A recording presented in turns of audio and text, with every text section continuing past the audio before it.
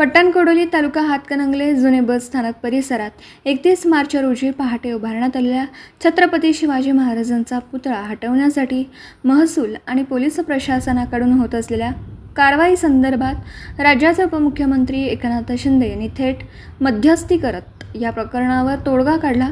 प्रांताधिकारी व सरपंच यांना फोनद्वारे पुतळा न हटवता तो झाकून ठेवावा व तो जोपर्यंत रितसर परवानगी घेतल्यानंतरच तो खुला करावा असे आदेश उपमुख्यमंत्री एकनाथ शिंदे यांनी दिले।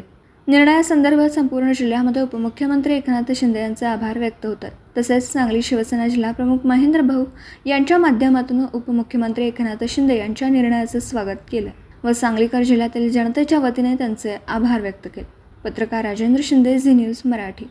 पट्टणकोडोली या ठिकाणी छत्रपती शिवाजी महाराजांच्या पुतळ्यासंदर्भात अगदीच तत्परतेनं पावित्र्य घेत या ठिकाणी सन्माननीय महाराष्ट्रातल्या जनतेच्या हृदयातले मुख्यमंत्री माननीय एकनाथजी शिंदे साहेब यांनी जो निर्णय घेतला त्यासाठी खरोखर त्यांचे शतशः आभार या ठिकाणी सांगलीची जनता, सर्व शिवप्रेमी व हिंदुत्ववादी संघटनेच्या वतीनं होत आहे।